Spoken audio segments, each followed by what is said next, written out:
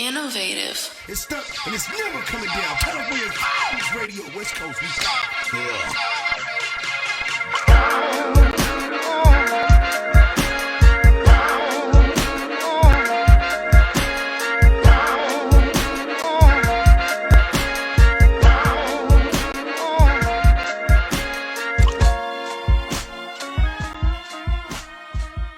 Ladies and gentlemen of the California Trap Trinity, this is Cali's finest radio, the most incredible and unforgettable, all gas, no breaks, no lames, no fakes, and me, the promo king himself, product 5 stacks and counting, coming to you live from Innovative Culture Studio. So make sure to smash that like button and subscribe. Today is July the 28th, 2025, and I have come to preach the good news to the California congregation. And today's guest to the Promo Palace is my boy I've been down with for years. You feel me?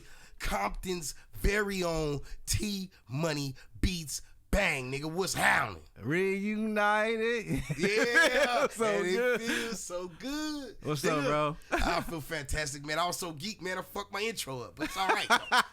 It's cool.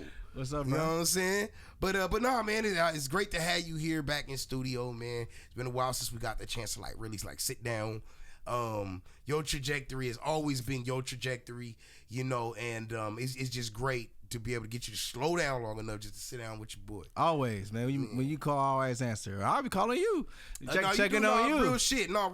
Yeah. My nigga hits me up on a consistent basis to check on me no matter what, homie, whether I'm on camera or not. Like, facts. This is one of them real ones. You feel me? Appreciate it, brother. But yeah, man, definitely good to have you here. Yeah. I'm gonna start with my opening statement, my innovative thought of the evening. Now, I watched a white district attorney wave off a cop that was trying to pull her over.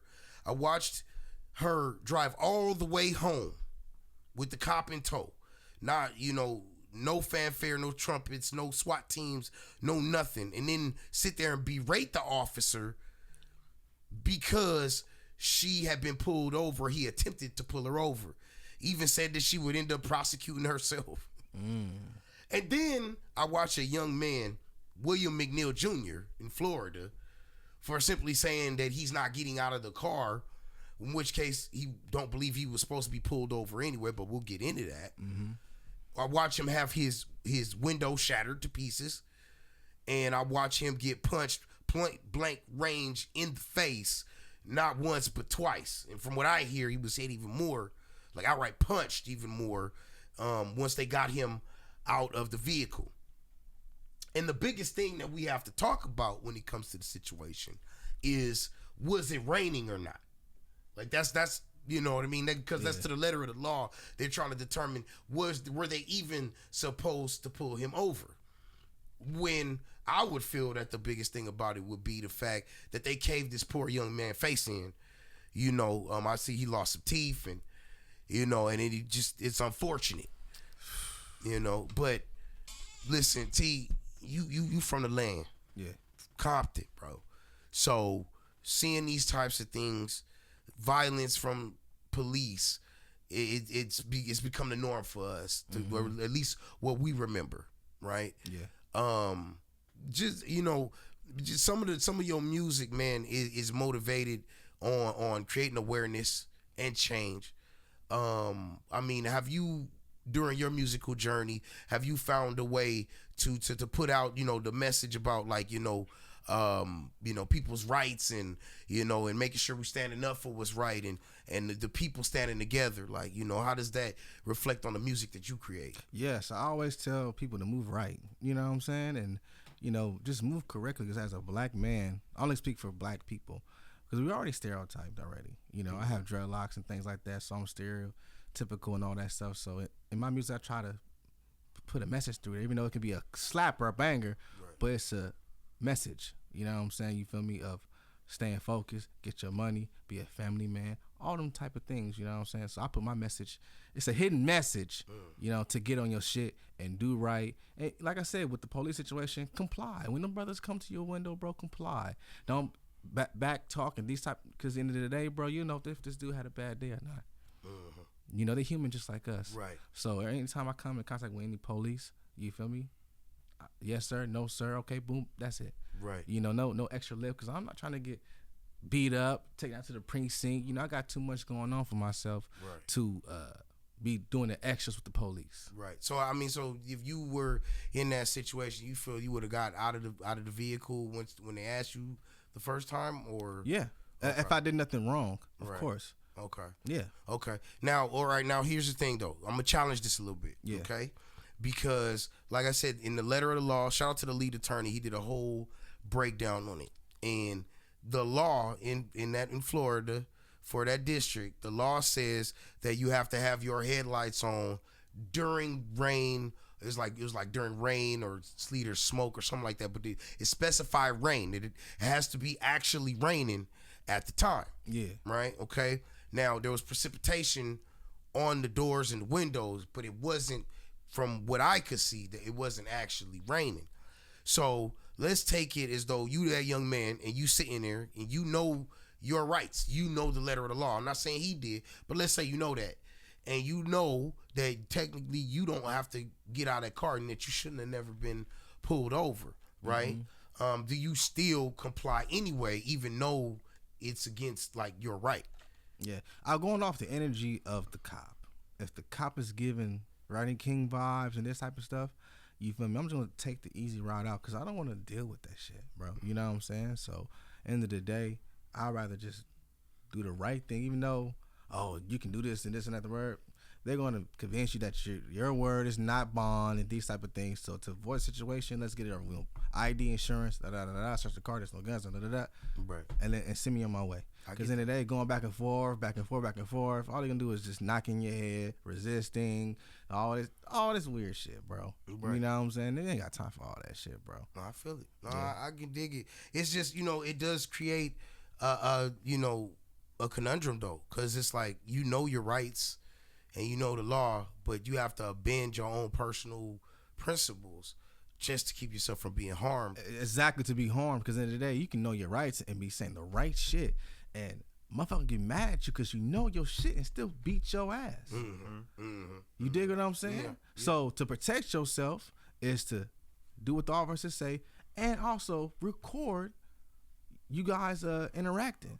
You know what I'm saying? And if things doesn't go how it's supposed to, you feel like you've been violated, you can sue or get this guy suspended or however, whatever infraction it is for him to, for discipline. You know what I'm saying? Right. If your rights was, wasn't, your rights was violated. Yeah. I get you. Yeah. I get you. You ever been in a situation like that where you kind of had to carry, you had to handle things a little differently because you, like you said, you go off the energy of the cop. Yeah. Hell yeah. I put it on Instagram, actually. This about almost 2 years ago. Mm-hmm. I was working for a security job back in the day. Back in the day, it's like 2 years.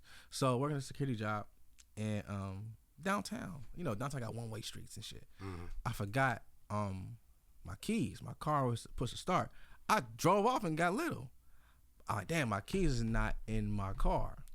So I turned around on the one way, came back, bro. I wasn't that far. Came back, boot, parked. They, woo! Oh, shit. You know what I'm saying, or whatever? Yeah. They think I'm drunk driving and all that shit. Mm-hmm. I'm like, no, sir. I work here. We doing security and da. And speak to them intelligently, all that, big words and all that shit. And, what they'll do is they'll play good cop, bad cop if it's two of them.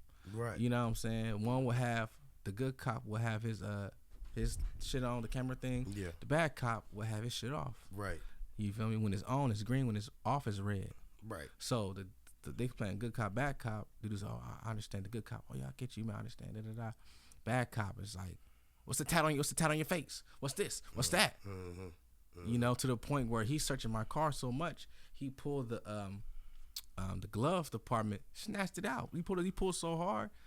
He's searching left and right, looking for guns and dope. And I'm not, bro. Come on, bro. I'm not. Right.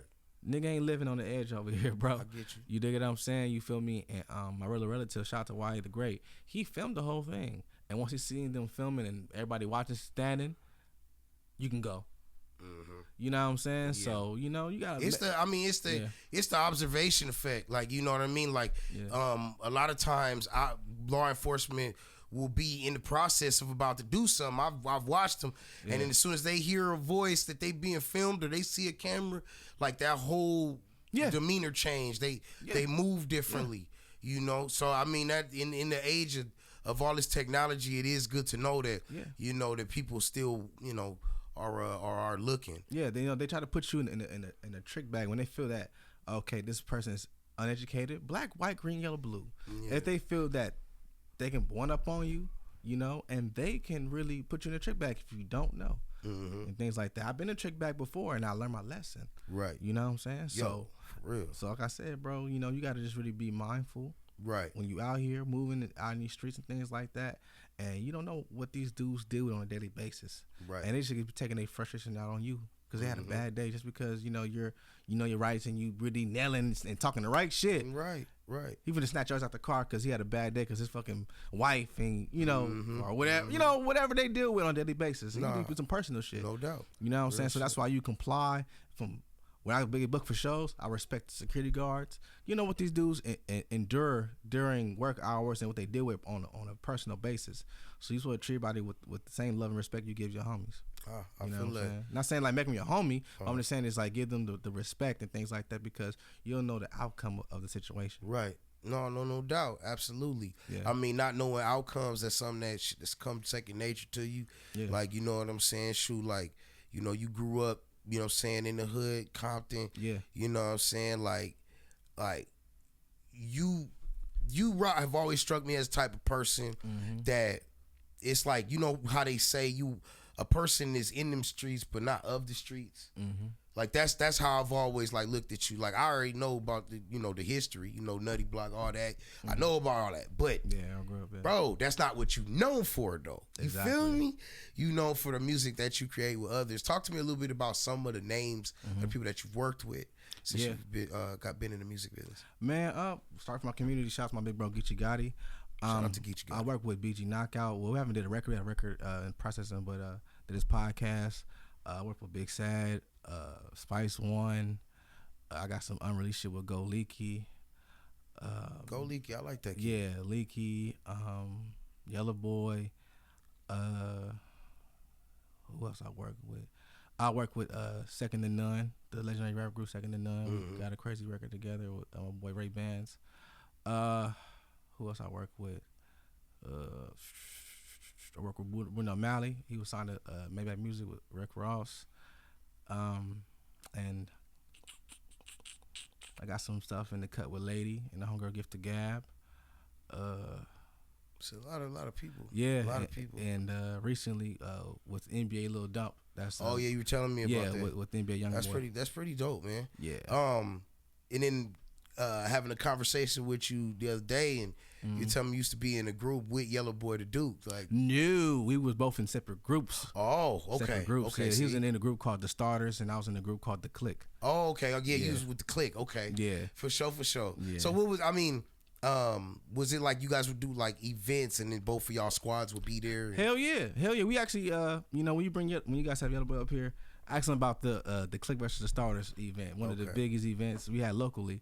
Amongst, our demographic and things like that, you know what I'm saying? So, like I said, that was early, like 2011, 2012. So did y'all have any music together back then? Like, did you guys like link up? We was trying to, man, but we was young niggas, man. Yeah. Trying to figure it out, man. You know what I'm saying? And, we had competitive competition amongst each other because they're from the east side of Compton, from the west side of Compton. Right. So it was all love, though, but, you know what I'm saying? We never got a chance to work together, you know what I'm saying? Yeah. But once, both our groups broke up, of course, we started working together, That's cool. So, yeah, me and Yellow Boy got like 2 songs together. That's what's up, man. You were speaking earlier about not getting put in a trick bag. I want to talk a little bit about the trick bag, right? Yeah. All right, well, Shannon Sharp's accuser, right? Yeah. Gabriella Zuniga, we all remember that name. The lovely young lady. She is $23 million richer. I seen that he paid her pockets, huh? $23 million. Now let's keep in mind. Now let's roll back the hands of time and let's really think about this. Now, when everything first hit, he was sued for was it 50? She was suing him for 50, right? Damn. Okay, so wait, no, let's back up even further. He was gonna sign a podcast deal for over $100 million. Damn. She sued him for 50, half the value of what he was probably going to get, right? Yeah. He offered her 10, she turned it down. And then not even going to court, ended up settling for $23 million. And then on top of all of that, insult to injury, retired from OnlyFans the very next day. So she went from the 50 to ended up taking 23. Yeah, that's a win. That's what win, she baby. really wanted, though. Look, three of that, 3 to 4 of that, maybe 5 is going to the lawyer, going to Buzz for sure. Okay, but that's still a chunk, man. You got 20 years. Yeah. I'm just gonna come right out and say it. I'm just gonna come right out and say this. Look, Shannon Sharp is the biggest example of what not to be once you finally make it. Yeah. And I'm not trying to be harsh, but my thing is that Shannon came from a poor household, rags to riches. Country boy. That, you feel me? That is supposed to, you know how they always say stuff is supposed to build character. You would have thought his character would have been built a little better than that. You can't tell me his character is what it should be anymore just because I feel he got lost in the sauce. All that money, all that influence, the Cat Williams shit, all of that, man. He realized how famous he was. Yeah, exactly, bro. And that's always, I think that's always. Because he's a different type of famous when he's in the NFL. He was famous, but he was, we didn't know any of his business. You're still an athlete, but now when you're an influencer now, it's just a different type of females now. You know what I'm saying? You feel me? So, and plus it's like, when you. The era is different too. Yes. The era is different. When he was balling, the era was different than what it is. Like I said, yeah, definitely. The chicks would actually shut the fuck up. Exactly. And you can keep things closed in. It wasn't technology, the cameras wasn't like that. Niggas couldn't pull the phone out and just do all this and post it on YouTube and it go viral. So it's like now, people, like I said, we all influence artists, podcasters, but we have a voice. We have to be careful on how we put ourselves out here. For our dating life, personal life, you have to keep it separate. I don't post my mother. I don't post my significant other. I don't have one, but if I had one, that's personal. You got to keep things personal. You know what I'm saying? Right. So if you got a little OnlyFans female on the side, bro, pay your stipend or wherever you paying. If you on that type of time, bro, keep it hidden and you know what I'm saying, keep it, your shit in house. No doubt. That's real talk. But I just think it's amazing that it's like only in America, boy. Like she slid in. You know what I'm saying? Like she, these women like a Cassie, like a Gabrielle Zuniga, and look, a sexual assault, SA is never cool. Yeah. You know what I'm saying? It's never cool. I'm not condoning it whatsoever. Physical violence against a woman is never right.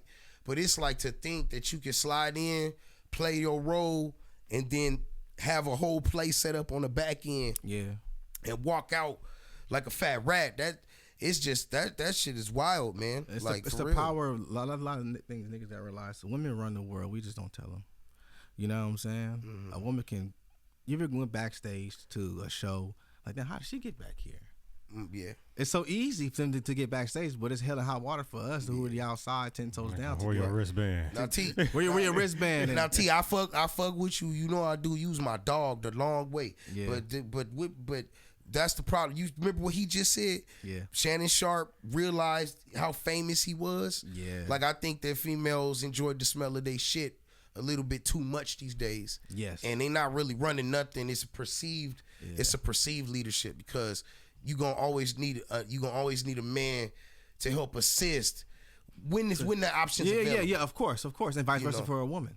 You know what I'm saying? You feel me? So like I stay by myself, but I need a woman's touch to it to make a house feel like a home. Absolutely. You know what I'm saying? Absolutely, for so sure. It goes hand in hand. But I just feel like certain niggas, they let the women run the program, bro. Yeah. You dig what I'm saying? Like women make niggas do this, crash out, and all type of shit, bro. Yeah. And then a lot of things happen behind a woman's influence, positive and negative. Facts. It's really out Facts. there. To kind of transition a little bit on about the women. So the WNBA, okay, at their All-Star game, they wore shirts. A lot of them wore shirts that said "Pay us shit. What you owe us." Yeah. Okay. Now, T. Yeah. Do you believe that the WNBA players should be getting paid a larger fraction of what they get paid? Pay them. They professionals too. Okay. But even if the product isn't as good as other ones in the same genre, like, because the NBA it's a better game. Mm-hmm. You know what I'm saying? Hell, you can go to a college basketball game, male game, and you probably will get an even better game. Mm-hmm. You got maybe a handful of women on each team that can actually play, and the rest is a dumpster fire. I'm just gonna keep it real. Yeah, but still, pay them women. They're professionals. Pay them. You know what I'm saying? Like the Lisa Leslie, the Candace Parker, the Sue Birds. Yeah. They open up a door. They open up doors, bro. Well, I mean, pay them, yes, but they see that big deal that from the trade, what's the bargaining, collective bargaining agreement, the new one they about to sign and stuff like that, and all that revenue. And I feel like their eyes is getting too big for their stomach, because we know that league has been operating at a deficit since its induction. It's been, you know what I mean? Like the NBA is paying their bills for them, basically keeping the lights on. I get that, but at the same time, these women do influence other young girls across the world. Okay, but how long are we gonna use that excuse though, T? Yeah. It's a lot of influences that can have on. There's a lot of influences that can be had on these young ladies out here. Mm-hmm. There's more women doctors, lawyers, politicians than there ever has been. Yeah. And aren't they doing commercials saying, "Oh yeah, we got enough basketball players, we got enough football players, be something else." You know what I'm saying? Like, you know what I mean? STEM jobs is women. A lot of women still don't go towards those jobs, which could put them in. You know what I'm saying? Put them in better standing in society and financially. But there's a lot of great, fantastic examples of women. Two young girls that don't play basketball. So I don't, I'm True. just saying. Yeah, I will go off. I will go off the value of the player. Okay. How much they bring. Like, what's the female that play, but she more popular on Instagram? The tall female. What's her name? Oh, Brittany Griner? No. It's the popular one that everybody want to smash and stuff. Oh, Angel Reese? Yes. Okay. So it's like, it's like I said, she brings a lot of value to the game. She make niggas want to watch. I want to watch now. Yeah.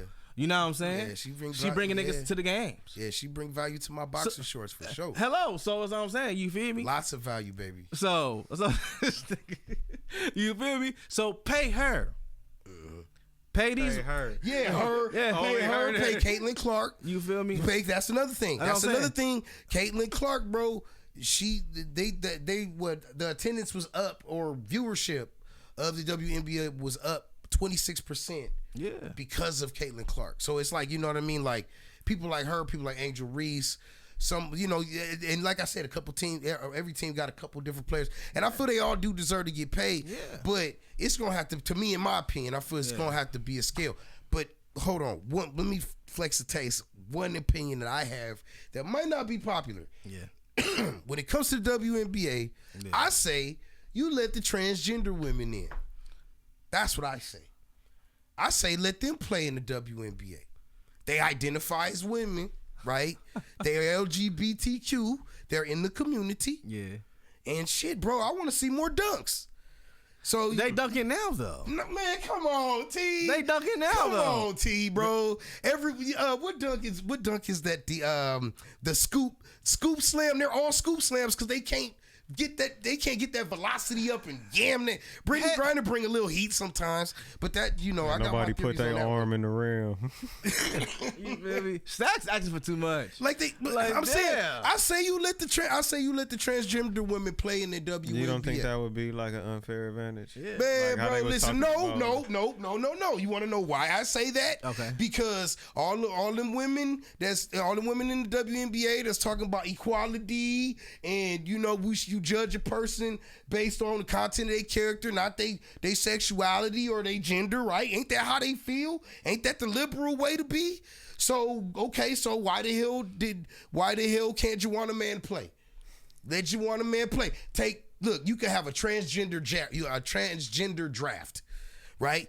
And you could line up the greatest transgender female basketball players right there, and you can have a draft. And each team can have 2 to 3 of them. Juwanna Mann wasn't like that all the time. See, Juwanna Mann will play the game and then go back to being what was my nigga name? I You know, the put y'all next day feelings in in the daytime. What was his name? Jamal Jeffries? Yeah, you going back to being Jamal Jeffries. But I was just saying, I feel like it even makes the transgender culture to some basketball fans might make it a little bit more palatable for them overall. Yeah. If you enjoy basketball, you enjoy sports, and you seeing this motherfucker, like, you know what I'm saying, like, you know what I mean, like on the court, like, you know, crossing over and reverse slamming and, you know what I'm saying, all that, but playing for the hell no. But playing for the Charlotte Sting though. Hell no. But playing for the Charlotte Sting though. I got LA Sparks. I got a weird fetish hearing like women's sports when they like, you know what I'm saying? I want to, you know, tune in and you know, bruh and them playing. But I'm just saying. So wait, you an LA fan, bro? So you're telling me if the Sparks drafted somebody from the transgender draft and they went to the Sparks and that motherfucker was averaging like 30 points a game, nigga, 5 blocks, man. You know what I'm saying? 50% from the field, you know what I mean? Tearing it up, you know what I mean? That's a nigga playing. Yes, but they're in the WNBA. And I'm just trying to get people. Count. The only person that's gonna do that is somebody that's like they tired of playing in the D League or something like that. I don't mean the G League. He like, fuck it, I'm gonna go low for 3 years and get right. I don't know if they do with the D League, but wait, I'm gonna leave that alone. This dude, bro. That's what they play. This dude, wow. The G League, not the D League. They love the D League, but I'm saying like it's the G League now. They tired of playing in the D League. They tired of playing in the D League.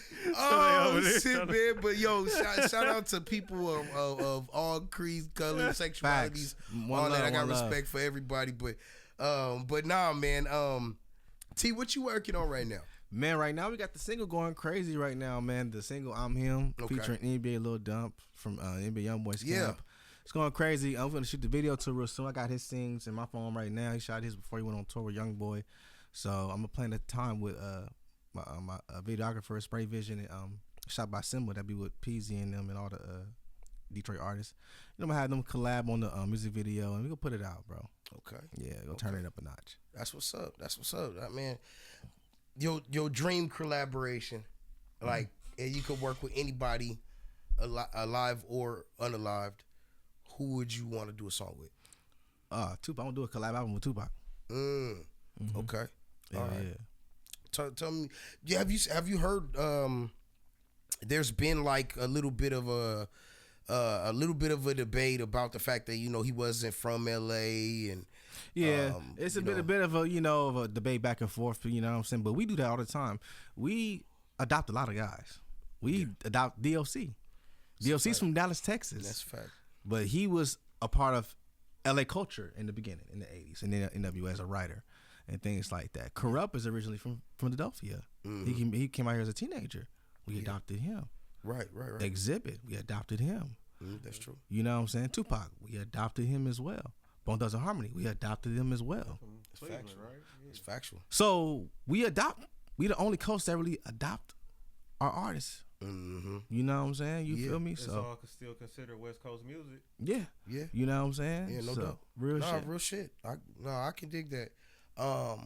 Lightning round. So gangbanging in relation to the hip hop movement. We talked about on the phone how Drakeo's rest in peace, Drakeo. Since his death, there wasn't another cultural switch until I think Kendrick's movement with the Not Like Us movement. So Stink Team, all that had a lock on everything, and that shit go hand in hand with gang culture. It's born in the fire. You know what I'm saying? That movement. So it's like, do you feel like there's a way to make it on the West Coast on the hip hop scene without having to rely on a gang banging platform? Yes. I say it all the time. Travel. Make music, travel. Right. I got a fan base without none of that street tough, throw your set, nothing. Go back to my music. I don't say nothing. Right. I'm rapping. I'm in the music business. I can dig it. And I've been traveling since 2018. All right. Miami, Detroit, New York. I can book a show today. I know that's a fact. Today. Ain't no lie. Today. That's what I'm saying. I got on NBA YoungBoys artists, NBA Lil Dump's radar off of my song Bitch Stop Playing. It's a record that I'm rapping, having a good time. Yeah. You know, like I said, people lost the touch of making good music that we can enjoy. Yeah. You go back to Kid and Play, they were having fun. You know what I'm saying? Yeah, real shit. So when I'm in the studio, bro, I'm having fun. I heard that. I'm making shit that we can vibe to, all that shit, bro. Because if I'm making gangbang and tough guy music, only a certain crowd of people gonna listen to it, bro. Right. I'm blackballing myself from getting booked here, getting booked there, getting booked here, and these type of things like that. And no disrespect to my guys that make great music that's in that field. The fan base, you know, they don't pay like that. They don't come to shows like that. Okay. You know what I'm saying? You feel me? You have a great social media presence, it's great, but it doesn't really transition into the physical like that unless you're doing it in a very unique way. So that's just my take on. I want to ruffle you. I get it. Should no. Yeah. Some of those feathers got to get ruffled because it needs to be changed to understand. Like you got to market to people outside of the people entrenched in the streets in order to really have some global appeal. There's a lot of local celebrities and stars that we both know that if their focus was a global range, then it would be a lot better. Exactly. You got to think outside the box. And when I had the opportunity to work with NBA YoungBoys artists, I immediately jumped on it fast. Right, absolutely. Fast. You know what I'm saying? Because at the end of the day, bro, us West Coast artists, we have the influence across the world, but our music is not global. I get it. You know what I'm saying? So, you know, all things we got to take advantage of, we got to take advantage of it. Real shit. Travel, bro. Open up for this artist, that artist. You know what I'm saying? So, that's my thing for the West Coast artists is travel. I can dig it, bro. Well, listen, man. I really appreciated having you on, bro. This is not the last time you go come on. I want you to come back again. Yeah. You know what I'm saying? Because I still got more questions. You know, you kind of a mysterious guy. I'm going to be honest with you, man, T. You never know. Because I went digging to try to find whatever I could find. And what I know is what I've seen or what I know personally about you or what you done told me. But I'm going to find me a real good source, man. I'm going to shake you down next time. Hey, tell the people how they can get in contact with you, bro. Man, just Instagram. Tmoney Beats Bang. Stream the new single, I'm Him featuring NBA Lil Dump, and also too, I forgot to mention, I'm an actor now as well too. Go stream the TV series or Instagram TV series, Two and Some Change, directed by Mario Visions and things like that. So I'm an actor now as well too. Yeah, so you snuck that one in on me, Cam. Yeah. I'll get him next you know, time. when people going viral with that, we got Geechee on a few episodes and a bunch of other artists from different genres on there as well. You know, to really twist the algorithm. Okay. So yeah, so stay tuned, you guys. For sure. Yeah, man. Hey, look, fantastic, bro. Can't wait to see you again, bro. Yes, sir. But look, man, all of y'all out there, never forget that you are tapped in with the greatest, the best, the finest radio you will ever come in contact with. Smash that like and subscribe button. It is up, it is stuck, and ain't never coming down. West Coast, we gone. Yeah. It's stuck, and it's never coming down. Turn up for your finest radio. West Coast, we gone. Yeah.